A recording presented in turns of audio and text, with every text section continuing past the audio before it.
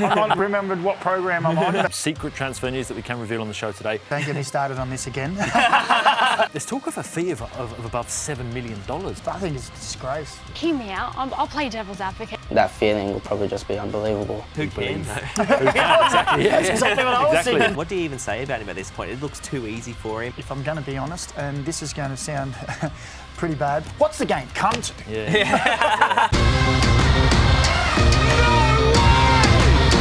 Oh, that is special! Unbelievable! This, ladies and gentlemen, is football. Hello and welcome to another episode of Total A-Leagues. James Doyle in the chair again this week while Vince Rigari is off. Joined as ever by the lively duo of Danny McBreen, Tommy Orr. Gents, how are we? Fantastic. Good to be back. Yeah, very good. We have got so much to discuss this week. Not just a blockbuster round 15 in the Isuzu UTE A-League, but some massive games to come this weekend as well. Before we delve into those, some big transfer news, some secret transfer news that we can reveal on the show today. Let's go for our moments of the round that was round 15. Macca, do you want to kick us off? Well, there's so much to choose from this There week. was. Could have picked any match, but I went with Jaden Kucharski at Perth Glory. His second game back from injury. He only got 7 minutes a week before, and then he produces not only this first piece of wonder goal magician stuff, like that is unreal. The That touch, touch, yeah. And then the stretch to dink it over, and then this to win the game for Perth coming from behind. Absolute thunderbolt. I almost said Thunderbolt. I'm not remembered what program I'm on, but yeah, I think I spat my chips out when that went flying in, and look at that. That's what you want to see. Him and Kolakovsky changed this game completely, didn't they? I think since when they came on, they just injected that pace and kind of more direct play, and they were both fantastic. In Perth, definitely turned things around again. They needed Tommy, moment for you? For me, it was the Jets. Once again, it seems to be a bit of a theme on the show, but With good reason. They were just too now. good. I think, when you look at this performance against, 12,000 in the crowd as well, 5 wins in a row for the first time in their history, they were just sensational. And, obviously Bayless getting 2 goals, but I think Eli Adams' performance once again, he is just going from strength to strength, and he really is the driving force of their attack. And I think this game and the Jets generally, they're just so good to watch. Only team to break the curse and actually go, we'll go top now. Exactly. Yeah. No kryptonite there. I love also the fact that the Jets, in their coaching staff, Millsy and Stav, are still using old school walkie-talkies as well. You see that most of them when we got the AirPods in. My moment of the round, Akol Akon, 16-year-old, thrown in for your derby, Sydney debut in the derby. This summed up as well. You see so many times in the league, you've got young kids who come in, they want to take too many touches. Yeah. One touch, ball on for Campazano, who kind of makes a bit of a meal of it, but still, they scored the goal. And he was so good, not just for the 3 assists, but it was the fact that he wanted the ball. He showed himself. He didn't hide. He wanted to take people on. He did the simple things really well, and it was just a joy to watch. And to them, him and Quintal were just, And it also shows, he's 16 years of age, because the next assist, you also sort of forgot that what is this assist, because it was a little bit ungainly, but he manages to pull it back there. Then he's got the vision to just dink it while he's on the floor and getting back up. 16 years of age, you can see the rawness of him, but you can also see the quality, and they speak very, very highly of him, and that was a great performance to be thrown into that, the cauldron. It was built up this game because of what happened in the last one, and for him to step up and get 3 assists, quality. Yeah. And we got to say as well, Patrick Beach, who saved a penalty in the 90th minute to salvage a draw for City. The fact he wasn't, in one of the moments of the rounds, you got to give him a shout out, because there was so many to choose from, like you said. Yeah. Let's flick back onto that Sydney derby, shall we? Sydney FC 4, the Western Sydney Wanderers 1 is how it finished. We're going to use this game to look ahead to the Auckland-Sydney blockbuster this weekend. But I want to talk to you boys first and foremost about Sydney FC and the way in which they came into this match off the back of that absolute hammering by Melbourne victory in the Big Blue 2 weeks ago. Now, we spoke to Ufuk Talay after the game in a press conference, and he told us that this week, or last week I should say, the senior leadership group excluded Ufuk Talay from a meeting and kind of knocked a few heads together and said, this is not good enough. We are Sydney FC. How much of an impact do you think that made going into this game against the Wanderers, albeit they were down 1-0 inside 40 seconds? Yeah. But have you boys been in instances like that as a senior leadership at training, and how much of a difference does it make? I think it does, because sometimes the leadership group has to, when you're hearing it from the same voice all the time, it becomes a little bit like, okay, white noise in the background. So when you tell the coaching staff to walk out and the senior players sit down and go, right, we all know this isn't good enough. We need to pull our socks up and get back on track. And these are the things we need to do to correct it. I think that has the players take on the ownership side of that. And Tommy, we spoke earlier, we've both been in those situations before. Some are a little bit more lighthearted. Some are really serious ones where you sit down and nut it out. And some burst out into arguments and stuff. And it's really depends on where you are. But I think sometimes that has a real galvanising effect because it feels like the players are now saying it. It's not Uffy's on us again, Uffy's on again. The coaching staff are telling us it's us. Now we've got to take responsibility. And we spoke on the back of the Big Blue last week on this show. We said the Sydney FC's experienced players were probably the ones who let them down in that Big Blue, and that gives kind of signs of an attitude kind of problem rather than a tactical one. So the coach being in there, if anything, it's going to maybe make players not speak their mind. So I think having the coach out of the room for those things is exactly what you said, a lot more constructive. So the senior players, if we're going to say that, they didn't perform to the standards that we would come to expect from a Sydney FC senior leadership group, the youngsters in the Sydney derby certainly did. Akol Akon, we mentioned him at the top of the show. Let's go into a bit more detail about the man who scored 2 goals, though, Thiago Quintal. Brought into the midfield. He's played a few games last season. He's really been given his run when they've had injuries in this side. He was so impressive. Not what he did necessarily with the ball and the goals, but what he did without the ball as well. Yeah, I think the spaces that he occupies, I think early in his A-League career, we saw him start kind of stick to the touchline and look to take players on. But I think he naturally likes to come inside. And, I think in this game, the thing he did well is when there was space to attack, he would drive at pace and, really attack that space. And he was really important for them in this game with Akon. I think both of them together were kind of the driving force of all of their attack. But we've seen it, earlier in the season. He had a great game against the Mariners earlier in this season. The next week, he kind of came off the boil and got subbed at halftime. So I think that, for him, this is really a marker for him of we've shown everybody what he can do, and now he's got to try and kind of keep that level week in, week out, which is what the team needs at the moment. Yeah, and even if sometimes when I'm behind the commentary glass, I can hear Uffy screaming at Thiago, go forward, and sometimes you think, gee, you're being relentless at him, but you can tell he knows he's got the quality to turn and go at players and create things, and that's what he wants. He doesn't want him to be safe because we've seen what he can produce when he actually goes, all right, I'm going to do this, and he takes players on, or we'll see the shots that he got. Yeah, okay, he got lucky with the deflections, but you don't take the shot, you don't get that luck. That's right. And I think that's why Uffy rides him so hard, because he sees that he has that quality and he wants him to use it more often. Yeah, and not just that, obviously coming through the academy, Thiago Quintal, this game would have meant a hell of a lot to him to score 2 in a derby victory over Western Sydney Wanderers. Let's hear from Thiago now. This derby night was made for you. How does that feel? How special was that? Yeah, no, it's the best feeling, As a kid, you go to the derbies all the time, so to be here now and beat a player that, comes on, plays the game and wins the game, it's so special for me. These are the moments that you work for, and to be a full-time Sydney FC fan, to come up now and win this game is so special for us and all the boys. It's such a big win. Yeah, the latest from a long line, it seems, of talented academy prospects that are coming through that club. The big decision that Ufuk Talay has to make now, Joe Lolly's fit and waiting in the wings. He came on against the Wanderers at the weekend. Akol Akon was sensational. Thiago Quintal was sensational. If he brings Lolly in for Auckland, who drops out? I think Kispe. Yeah, I think agree. Going off what we've seen, I think that, you can't drop the other two given their performances. I'm not sure if Lolly will be ready to start this weekend. It might still be 1 week too soon. I think they'll probably still ease him into it. But, if he was fit to start, I think you've got to put Lolly back on the right-hand side and maybe put Quintal in the middle. And I think Kispe would have to go to the bench. Yeah. I agree. I can't add any more. I agree. They've both had performances that warrant them staying. Yep. OK, massive game this weekend. Auckland FC against Sydney FC, Go Media Stadium. Hopefully it should be packed as well.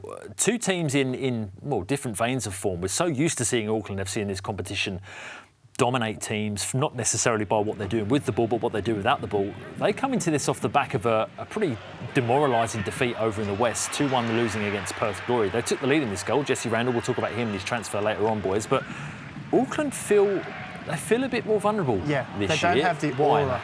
They don't have the aura they had last year. Now, there's probably a number of factors in that, and I think Paulson is one. Yep. The way that they started last year with 5 games with clean sheets and Paulson being such a good goalkeeper, I think that gave him the quality and the confidence to go, well, he's always going to be there. Pineacre has been in and out this year. Sakai's been in and out. Last year, Dan Hall was out, I think, for 6 to 8 weeks, something like that. But apart from that, it was a locked-in defence, and it had Tommy Smith who stepped in while he wasn't there. There's been a bit of that change. They're a little bit more with the ball this year. You've got Jesse Randall and you've got Lockie Brook, both going forward. And so I think that aura of them now is gone too, because if you look at last year, I did a little deep dive because you know I love the stats, Tommy. And last year they conceded 9 goals in the last 15 minutes, but they scored 17, so almost double. And you remember you kept saying they were a team that could hold on, and they would always do something in. Always do something in. This year it's reversed. They've conceded twice as many goals as they have scored in the last 15, and I think that's that aura. Teams are going, we can get something from this. Whereas last year it was like, we've got no chance with this team. I think as well, if you look at that first goal, obviously you spoke about Kucharski earlier, but his first goal, as well taken as the goal was, it was just a straight ball in behind the 2 centre-backs. It was Route 1 football. When has Auckland ever conceded a goal like that? I can't remember a single time they have. So I think that Steve Corica will be fuming at that. And I think defensively as well, I think they've been a little bit complacent in recent weeks. Well, the man who conceded both of those goals was goalkeeper Michael Veld. He came on, unfortunately, because Ollie Sal, who was brought back into the team for his first start of the season in this game, was injured. And you can see it here. I mean, I'm speaking as an amateur footballer who's had 4 knee operations. That makes my skin crawl when I see what happened to Ollie Sal there, because we don't know the full extent yet, but it was obviously a very bad one that he suffered. How much of the team's confidence is being affected by maybe the fact that the head coach clearly doesn't see Michael Veld as being as reliable as maybe he hoped he would be at the start of the season, given the fact that Sale was picked for this game against his old club as well? Well, I think obviously, as you said, against his old club, I think you obviously really got to feel sorry for him getting his opportunity and going down like that. But, it's difficult because obviously Wout would have come in and, he's probably lost all of his confidence due to being dropped, and then all of a sudden you're relying on him again so quickly. So the timing of that couldn't be worse from an Auckland perspective, and then to go on to concede 2 goals. Not that he was at fault for either of the goals, but I think that definitely is going to be a potential flashpoint in the coming weeks. What version of him are you going to get in these games? Because his confidence might have been damaged from being dropped. But that's where, I think that's where goalkeepers are this different breed. And you've got to see him now go, no, all right, hasn't been the best, but I'm going to step up. I'm here for a reason. Okay, I had a glitch. I've had a couple of bad weeks. But this is where you've got to see their resolve. And we always say they're crazy in that because they've got to go, well, it's me. Yeah. Now it's me, and I'm going to step up to the plate. Yeah, they're individuals in a team sport, really, aren't they, goalkeepers? But I suppose the crime of comfort for Auckland fans and Steve Corica, Maka, we spoke about this, another one of your famous stats. When they lost this time last year to Perth, they then went, I think, 14 games unbeaten or something like Auckland did. So they'll be hopeful going into this game against Sydney FC that, they can reverse their fortunes. Now, Newcastle Jets, the box office Jets, they've done it again. Yeah. I mean, you look at the score sheet and you just see Bayliss, Rose, Taylor, all these players week in, week out, they're just flying. Confidence is surging through their veins at the moment. They have 5 wins in a row. They're top of the pops. It's just everything that Milligan touches is gold at the moment. Yeah, out to match their shirts. Look, let's just press play and record and play on the last 3 weeks that we've been talking about them, because it's a joy to watch. It's a joy to commentate. I have lots of friends in Newcastle, and quite a few of them went back for the first time to this game because they're like, we've had so many years where football hasn't been great and we've been down the bottom of the league, and they're like, well, now we've got both. And the big thing when you go to a game like that, you tend to go, please don't be a bad game, please don't be a bad game. Biggest crowd since the 2018 grand final. And they played like that. Yeah. And then I got all these texts after the game going, how good are the Jets? The Jets are back. Yeah. We'll be there next week. And, they're going to tell a few other people. And I wouldn't be surprised if they get a couple of results in the next 2 weeks that there's maybe 15,000 for the next game, because everything they are doing, they are oozing confidence, and it's just a pleasure to watch. And it's often you see, talking about on the field, but teams that might have, momentum in games, 10, 15 minutes, and it feels like if they don't score in this 10, 15 minute period, they're going to suffer later in the game. But they're good for 90 minutes. Even when they're having to defend, they look dangerous in transition. And then the other times in the game, they're looking to break down the opposition. There's an intensity to them that the other teams just don't have, that they can't handle. And I think, I spoke about him earlier at the start of the show, but Eli Adams, for me, I think that performance on the weekend, he obviously hit the crossbar as well from a free kick just before half-time, which would have been one of the goals of the season for sure. He's had quite a few already. But, I mean, what do you even say about him at this point? It looks too easy for him, and they're all really enjoying themselves, and that's what you said, and that's 100% true. And right at the start of the season, whether they were winning or losing, they do everything quick. The ball would go out, and they'd be winning, and Millsy would be running down and throwing the ball back in. And it's about this, we keep this going. This is the way we are. We're the dominant one here. We are fitter, faster, and stronger than the rest, so keep it going. So it doesn't matter whether they're winning or losing, it's the same mentality. We're going to grind you down, and we're going to beat you.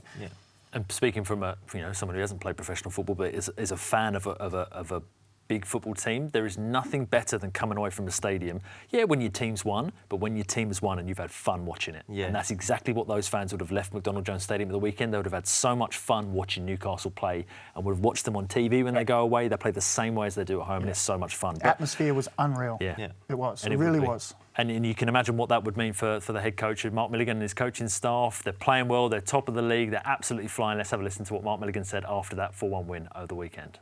Over 12,000 in the crowd tonight. Can you talk to us about just how valuable they are to the performance at the moment? Yeah, absolutely outstanding. You know, we've said from the very beginning that we can't just expect that our fans come and watch us. We have to do everything we can to earn that right, and that's not just us as a playing group or the football department. That's the work that everyone behind the scenes is putting in as well. Everybody in the office who works so hard every day to show these fans, to prove to these fans that, you know, what we're saying is genuine and the direction that we're heading in, that we're together. Well, the direction they're heading in next is to South Australia, gents. They're facing Adelaide United, two of the, I think the two top scoring teams in the league this season, with Wellington thrown in the mix as well. I mean, the Reds have got a great home record, Cooper Stadium, but they're going to have to be on their money this weekend if they're going to try and stop this Newcastle side. And by stop, that's not even just, avoid a that's to try and get a draw at least, because the way they're playing, Newcastle, well, how do you stop them? Well, I think both teams will fancy their chances in terms of attack in this game. I think Newcastle, especially earlier in the season, looked vulnerable, even though it looks like they have shored things up of late. But, of course, Newcastle looking at Adelaide's defensive issues and the injury crisis that they've got, they'll both fancy their chances. So I think there's going to be lots of goals in this game. Coopers always seems to turn it on, and with these two teams playing, I think it will once again. Well, when Ryan Kiddo's pulling out assists like that, anything can happen. Look at this. This quality. Yeah, just go and put that one away for me, will you? What I did love is the celebration when you saw in live time, the young guys all ran off and Goody just ran over to Kiddo and high-fived him and shook his head as if to say, that was quality. Where did that come from? What is it with Adelaide players not celebrating with the scorer? Yeah. It seems to happen every week. But look, I think Adelaide has been a bit...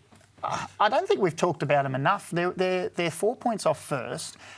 We've sort of written... I wouldn't say we've written them off, but we haven't really spoken too much about them. They're doing their usual thing. They've scored like 24. Yeah. They've conceded 23. They've had players away at the under-23s Asian Cup. They've had injuries.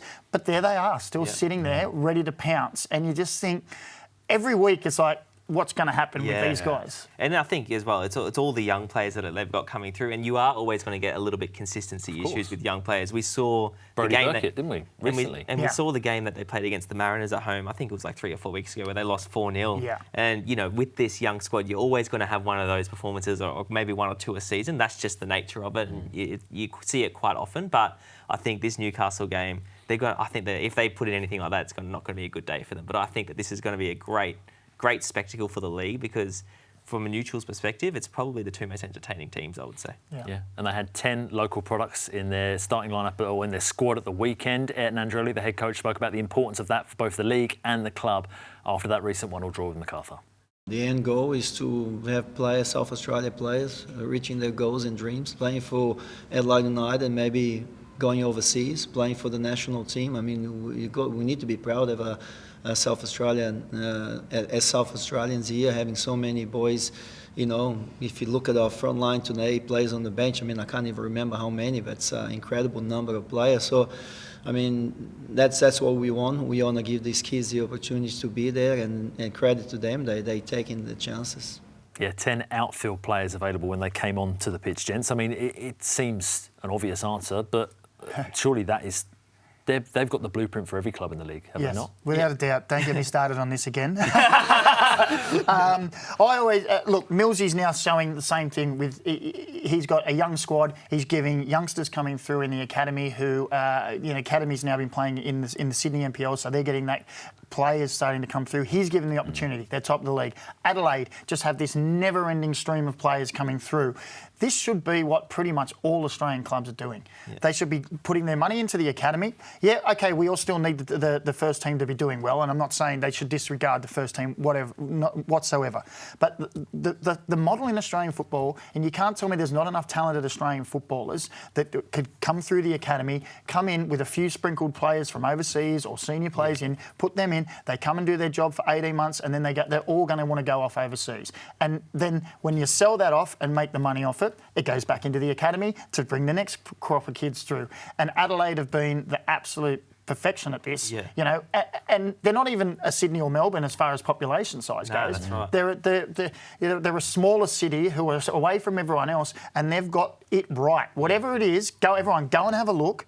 Go and have a look at it and bring it back to where you are. And I think that having those homegrown players, they have a deeper sense of connection with the fans too, because the fans feel like they're one of us. You know what I mean? And you can't replicate that from getting players from elsewhere. And I think that creates a completely different kind of atmosphere in the crowd and support from the fans as well. But I think one team that could do better in that department, who used to be so good, was my first club, Brisbane Roar, because back in the day, it felt like they were, the only club in Queensland, and there were so many Queenslanders coming through that club.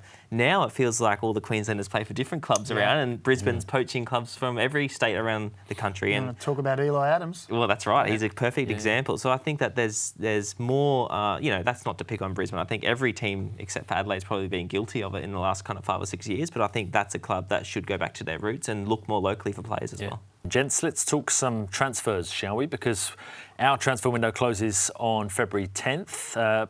There's been a bit of movement overnight, one of which we'll come on to in Rhys Bozanovski. But first of all, Jesse Randall, confirmed now. We touched on it last week. He's agreed his move. He's moving to the SPL. He's moved to Dundee United, home of where Zach Sapsford has been so good for them this year. Just, have you boys been in a position where you've had a deal confirmed ahead of time and knowing it's happened? Does it affect you? What can it do to you as a player? Does it make you play harder? Does it make you kind of change and look a bit too far ahead? What does it do, Tommy? It can do any of those things. I think it depends on the character of the individual, but I think you have to give him credit for, you saw how influential he was on the game on the weekend and the goal he scored. It was a fantastic goal. So it looks like he's still very motivated and going to try and help Auckland all the way to the end of the season. But at the same time, when injuries or these types of things start coming into play, if he's feeling something, are you going to be a little bit more cautious to it? I can see this kind of going both ways. Yeah, I think I'm with you. It depends on the player. I think most players will still want to continue because you want to play and you want to score goals. And he's been playing well. Why would he all of a sudden flick the switch off and then go, but then I'll just flick it back on when I get over there? It's not that easy. He wants to continue to go. And I have been with the club before where I'd agreed to go somewhere else, and you still want to be successful as you can. You don't, because you don't want to have a blotch on your resume to go, we just dropped off there. So I think most players will it'll be business as usual. Yeah. Let's talk about someone else, shall we, who's been linked with a move over to Europe and has been told that he's not going anywhere. And in fact, he hasn't gone anywhere because the transfer window is closed for the particular league that he was going to be going to, and that's Panagiotis Kikianis at Adelaide United. Heracles in the Eredivisie, Tommy, a team and a league that you know well. There's talk of a fee of above $7 million for Panagiotis Kikianis. Now, Ernest Faber is in situ there. He was obviously at Adelaide as a technical director. Now he's head coach. He's wangled himself that gig. Is that a lot of money for Panagiotis Kikianis? Is that justified, do you think? And is it right that, as Andreoli said, you're going to stay put to the end of the season, it's beneficial for everybody, and then you can go? Yeah, well, I think, to be honest, it's a lot easier as a player to go into a team in their off-season and then have the whole pre-season and get used to your teammates and the new culture and the way of playing. To go in January, Heracles is in a bit of a relegation battle this season as well. You don't want to be thrown in the deep end into something like that, but I have to say, I think it would be a very good move for him to go to that league. I think it's a club that has a lot of affiliations with Australian players historically too, because we've seen Jason Davidson played there a long time ago. There's been some other Aussies there, I believe. But I think that it would be a good move for him, and I think it's the right thing for him to stay for now. But if it comes to fruition, anything like that fee, if I was Adelaide, I would take that with both hands. Well, he's looking after his old club there. Yeah, absolutely. Yeah. Someone who has made that move to Heracles is Rhys Bozanovski, the Perth Glory midfielder, 21-year-old. He has signed for the Dutch outfit overnight. This deal went through. He signed a 3.5-year contract. They paid his buyout clause in his contract at Perth. So I think he'd only played 14 games for the Glory, having joined on a free from when Western United obviously let their players go. Mac, a good move for Bozanovski after what Tommy was just saying about moving mid-season, and do you like him as a player? Yeah, look, but the fact that it's a long-term deal, that first 6 months will be him settling in. You would think that he'd go in and be settling in. Obviously to play as well. And when you go in halfway through a year, you go in, you want to hit the ground running, but it's also a bit of acclimatising, and then you go, well, I've got 3 years to really hit the road running. I've been a big fan of him since he came into the league. Western United, I thought he was exceptional. There was a lot of talk at the time about Angus Thurgate and him as a partnership, and I thought at first he wasn't getting the recognition that he deserved, Bozanovski, but we've seen once he's gone to Perth, it doesn't matter where he goes, he's going to produce. He's a very talented player, and I'm glad to see him get a move overseas, and I hope it goes really well for him. And from a purely cynical point of view, good business for Perth Glory as well. Bring someone in a free, you managed to get six-figure fee for him. It's a good move for them. Somebody else who did move overseas at the end of season before last, Jacob Farrell. Now, it's my understanding he's going to be heading to the Wanderers on loan. He's struggled for form and fitness at Portsmouth. It's obviously a big adaptation, as you know, going to the English lower leagues. It's physical, it's tough. They play a lot more games than they do here. But for Faz to come back on loan to the Wanderers, do the Wanderers need him in that position? Where do you think he'll play? And do you think it's a good move, or would you rather have seen him maybe stay and get his body right and maybe then push for minutes at Portsmouth? I'd rather him get a loan in somewhere in Europe, if I'm going to be honest. And this is going to sound pretty bad, but sometimes when you're at a club overseas and you disappear to the other side of the world or somewhere, even on loan, it's sort of out of sight, out of mind. Yeah. And of course, they'll always keep tabs on him, but I'd like him to be a little bit closer to home. Don't come back to Australia. You've been here, you've done everything pretty much you can do in Australia. So you've made that step. Stay there, fight through it, whether it's at the club or another club whether it's in England or Europe or somewhere over there, and get those minutes in a different league that he's already been in. That's my personal opinion. Yeah. Some of the others will have a different idea, but you've got to be playing wherever it is. There was talk that Melbourne Victory were maybe sniffing around in Melbourne as well, but it's my understanding the Wanderers is where I think he's going to end up. Now, I promised at the start there was going to be some secret transfer news that I can kind of reveal. It's not going to happen now, but there's a good chance it happens at the end of the season. Mark Natter.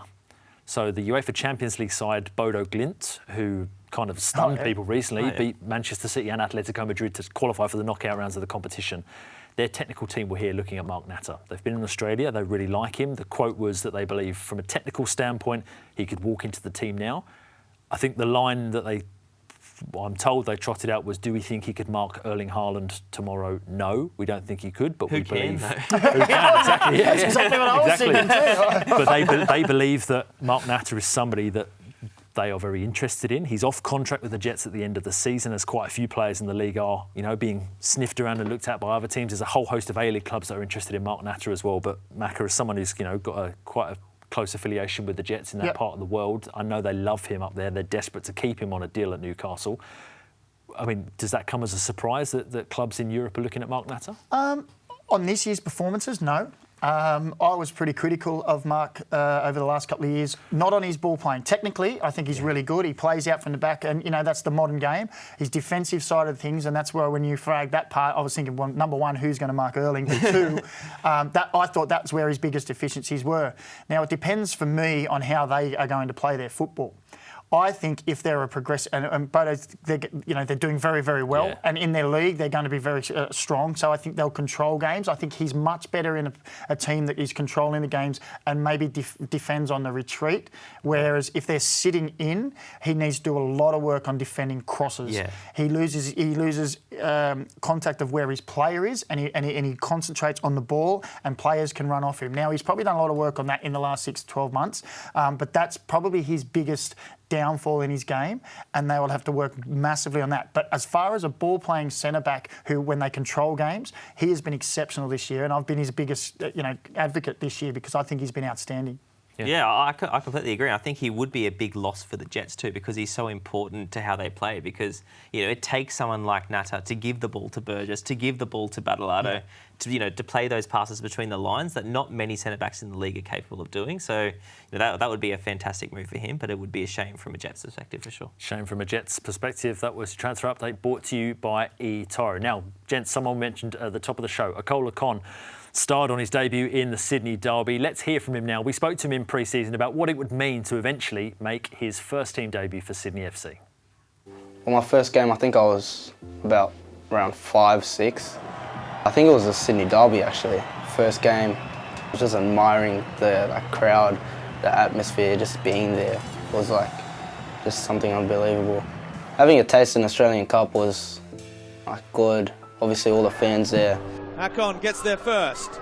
The cut back. Yuli, it's in at the near post. Playing against Wrexham in that stadium, Allianz, was something special. That's a nice touch from Akon. The shot, brilliant, and the goal from Joe Lacey. I feel like making my A-League debut with all the fans, all the parents supporting me, my family. I think that feeling will probably just be unbelievable. It's Derby Day in the Harbour City, one of the most eagerly awaited matches Up front, it's 17-year-old Akol Akon, who makes his first ever A-League start. It's given away very cheaply by Kankar. Now Caputhano with the chance to level it. Oh, through the legs of Thomas. It's a lovely through ball from the 16-year-old. Akon wins it back. Then stumbles a second time. Still has the ball. Quintal deflected again. He's got his second. Akol does very well there. Akon comes inside, goes back. Still going, lovely feet. Now the shot bounced potentially dangerously just in front of Lawrence Thomas. But also remember, Akol's still 16, so there's a lot of expectation on his shoulders to come and perform. And you know what? I think he carried that pretty good tonight. So, you know, he's probably the most mature 16-year-old that I've actually worked with. So, and he's got no fear. He's fearless, and he went and played his game. He takes the information and he tries to, you know, go out there and do it. Yeah, big words from Sydney FC boss Ufuk Talay there. Akol Akon shining on debut. Joining us on desk is someone who's long made her debut on this show, Nalin Masto. Nalin, Akol Akon was obviously someone from a social lens, from everyone watching Australian football, captured the imagination, and Sydney FC captured the fans' hearts as well. I believe that's where you want to kick us off with this week. Yeah, indeed. That's where we're starting off. Firstly, good to be back, boys. I know you all missed me. You. Yeah. Thank you. Now, with Akol Akon, we heard him talking about the thought of what it would feel like making his A-League's debut. Little did he know he would end up getting 3 assists in a Sydney derby. So it kind of posed the question to you three as to which youngster did you see sort of burst onto the scene, or even a player in general, whether it was in training, you played against, you watched, that you thought he could be something really special? I was pretty lucky, to be honest, because I was at the Mariners at a time when there was a whole plethora of them coming through, and I couldn't pick one because you had Matt Ryan, you had Trent Sainsbury. I remember when they were in training, when they finally came in and really saw what professional football was like and their attitude and what they did, off the park as well, you know, turning up early, going to the gym, all that kind of stuff. I remember saying back in the day, these two are going to be Socceroos for a long, long time. Then this other fella called Tommy Rogic turned up, and he was pretty good with his feet as well. But at the same time that Tommy Rogic was there was also Anthony Caceres. And I, at the time, was asked a question, who's the best player at the club as far as keeping the ball? Anthony Caceres was that player. You could not get the ball at him. If he didn't want you to get the ball, he was so good in tight areas. He kept the ball. And so I was quite lucky to see these young guys just starting their career and now be able to sit back and message them and say, oh, yeah, I helped you get there, mate. Now onto a bit of a different topic. That's a debate that's been raging on social media recently, drinks breaks. We had one in the A-League game on Saturday night between Perth Glory and Auckland FC. There were 2, 1 in each half. There was one in the 75th minute mark, despite cooler conditions because it is FIFA regulations.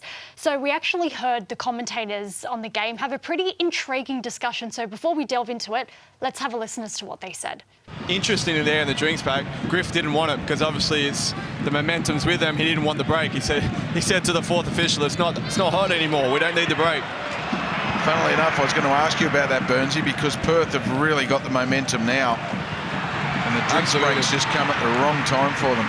Yeah, I mean, it's been talked about throughout the league. I think that it really has dropped down here, and you know, as a head coach, when your team's starting to fly and get some momentum, the last thing you want is a break in play. Of course, for clarity, it is a FIFA rule, not a league rule, that if you have the cooling break in the first half, you've got to have it in the second. And as we know, FIFA have said 2026 World Cup, every single game, regardless of the temperature, is going to have the cooling break in the first half and the second half. If that made you frustrated watching that, you're going to love the FIFA World Cup coming up, because that is going to be a mandate in every single match. Gents, it just completely halts the momentum for each side. Is this the biggest change we've seen in a tournament like a World Cup, Macca? I think it's a disgrace.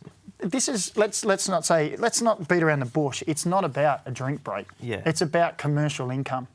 And momentum in football is a big thing. Now, we spoke about it in the green room, a lot of the American sports are a very stop-start sports. They change, the whole teams come on, and other ones, there's timeouts, all this. Their games revolve around it. So momentum isn't a key feature in as much as in football. It is completely different in football. If you're on top and you're under the cosh and they're coming, you think, with that break is going to help us. Yeah. when you're attacking, you don't want that to stop. Yeah. And this is just all about finances. It's got nothing to do with drinks breaks. Call it a drinks breaks, whatever you like. It's not. And I think it's against the game. It's 2 45-minute halves. Just play the game. And I think, if anything, I want to see less stoppages in the game. I think, when you see a team ahead with 20 or 30 minutes left, they start taking their time with throw-ins and goal kicks, and the actual moments that the game's in play is getting less and less and less and less with time. And I think, where do you draw the line with this? Because at the moment, it's just a little drinks break, and then next year it might be an extra minute, and all of a sudden the game's not 2 halves, it's 4 quarters. So that's the direction it's heading, and I completely am with you, Macca. I think it's an absolute disgrace, and people who have no feeling or understanding for the game are the ones who make these decisions, unfortunately. And what team have we talked about this year being most entertaining in our league? The Jets. Yeah. Because when the ball goes out for a corner, when the ball goes out for a free kick, we spoke about it earlier, they get it in quickly and they want to keep playing. And we're all going, how good is this? It's continually going. They keep relentlessly going. Yeah. You're going to now force people to stop and start again. What's the game come to? Yeah. Although I do understand you two are going for a drinks break after the show today. So that's a different drinks break. Now, over the weekend, the Sydney Derby in the books, it was Sydney FC who claimed the bragging rights. All 4 of us were put on the spot to give a prediction, and our friend Daniel Georgievski as well. Now, let's see how well we did after the result. So who's going to win? Wanderers and Sydney FC? Oh, not on the chance. 2-2. Desmond, this one. Sydney have been shocking the last couple of weeks. Wanderers, I think, will get the job done again, upset. Ryan Fraser could be the difference. 1-0 in a scrappy win to Western Sydney. Western Sydney Wanderers to beat Sydney FC again, 2-0, I think. Wanderers it is for me. 2 things from that video. Don't ever disrupt Mac on the makeup show. I can't believe that was put in before my beauty face was put on. Well, I think one of the players actually saw the clip and maybe called some of us out. So let's have a look at this Ben Garuccio moment here. I think a lot of people kind of wrote us off for this game. I saw a lot of people tipping Western Sydney Wanderers. Don't want to name any names from Paramount.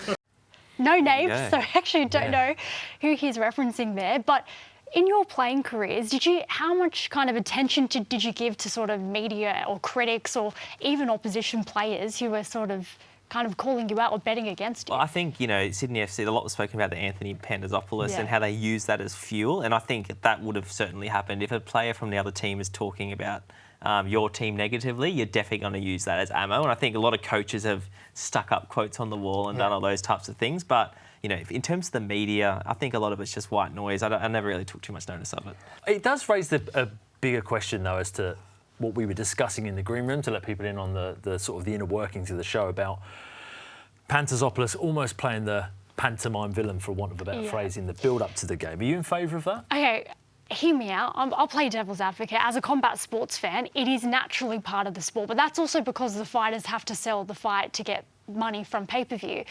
I kind of like the characters' personalities in the league who maybe do ruffle up a couple of feathers. That's why I was all for even Brisbane Raw and how they had this kind of us against them mentality and all the fights that were happening in the match. But but it's great when it's natural. If there's a natural hatred there or there's things that have happened that then have rolled onto it. Some of Panda's comments seemed a little bit scripted, like it was from the club. Hey, let's sit down and do this, and it's like. I love it as well. I love the fact that people are going to come out and go, we're going to smack you and you're garbage and blah, blah. I love that. That all adds to it, and it does add, and Tommy said it, that's been stuck on the wall in the change room. Look what they've said about you. And you saw Ryan Grant in everyone's face right from the start when, maybe he did listen to you because he did mention that he was listening to Broski as well, that he was like, well, I'm going to be one of the senior players who is going to be in your face. So they do use it, and it is great to see, but sometimes it can be a little bit forced and manufactured. And when it's like that, that's when it sort of gets to the point where you're like, it's a bit cringe. But natural, like if someone smashed someone in the game before and they were like, you're going to get it back, perfect. Yeah, well, we'll see what happens this weekend because there are some tasty fixtures this weekend coming up in round 16 of the Isuzu A-League. Gents, things to look out, and Eileen as well. Waitangi Day in New Zealand. Obviously, it's a massive game. Wellington Phoenix, Melbourne Victory. Just reminds me of the Oscar Zavada goal that he scored late in the semis 2-3 years ago now. Macarthur against Perth. There's an academy march there for the kids as well, being showcased, the young talent that come through in Macarthur. Obviously, we've already spoken about Auckland, Sydney. Plenty of games. Macca, we'll start with you. What takes your fancy this weekend? Well, I just think there's going to be loads and loads of goals on Sunday. Adelaide versus Newcastle. top spot versus the one that's only 4 points behind. A whole heap of youngsters in there. They both play that open, expansive football. I'm really looking forward to Sunday evening. I'm supposed to be taking my wife out for a lovely romantic dinner on that night. Is it all right if I have the phone on the table? So I think I'm looking forward to the Brisbane against Mariners game back at Redcliffe as well. They got a great crowd there last time, and the result didn't quite match the crowd or the performance didn't. And I think that they're going to turn that around and put on a good show. And Warren Moon against his former club at that old stadium, a bit of a talking point there too. They had a little bit of a run-in last time as well. They did, so interesting narrative around that game, and I think that's going to be a good game. I'm going to pick Wanderers Melbourne City this weekend, just because I'm really interested to see what sort of response that we get from Western Sydney. Gary Van Egmond afterwards said, you know, they can talk all they want, and he referenced the Pantazopoulos stuff afterwards. You can talk as much as you like, but if you can't walk the walk, then it's no good. And it's going to be really interesting to see what happens with them this week. Marcus Eunice, a former Western Sydney Wanderers academy player as well, is back doing well for Melbourne City, and maybe Jacob Farrell in the side as well if he signs for Wanderers. Can I jump in with just one bit of advice for Western Sydney? Give the ball to Ryan Fraser. Yes. He gave it to him in the first 40 seconds. He bent one in and just went, yeah, look, that's what I can do. And then you never gave him the ball. Anyway. Yeah, nothing. What stands out for you this weekend? Just quickly, with that Brisbane game, the Women's Asian Cup trophy will also be there. So for all the fans, you can grab a little photo with it, and it should be an absolute cracker. New Year's Eve rematch. We know how that one played out, so let's see how it goes this time. Yeah. Hopefully there's no ag in the tunnel this time, although we do like a bit of ag in the tunnel. Let's be honest. Let's have a look at the ladder, shall we? Because it's all chop and change at the top. We've got Newcastle Jets there, 27 points flying, 5 wins in a row. Sydney FC, Auckland FC, they've had the whole kryptonite thing, Macca with top spot. MacArthur, I suppose, have been one of those teams this year that just look like they're there. They're always there or thereabouts. And if they drop out the top 6, they're only ever one win away from kind of being second or third again. So they've always been such an ever-present. Brisbane, we've spoken about. Tommy's really stuck the oar in this week, hasn't he? Tommy, club. They're level on points with 6th place as well. Melbourne Victory after the list. They're going to want to be bouncing back after that disappointment, lightning-affected game that Nalin suffered through on Polytech Stadium on Sunday.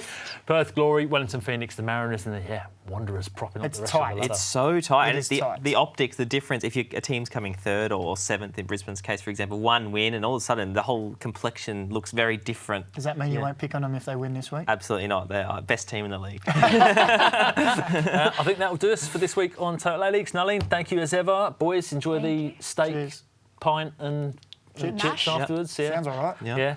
Thank you as ever for watching wherever you may be. Enjoy the football this week and get up to the games if you can. We'll see you next week on Total A-Leagues.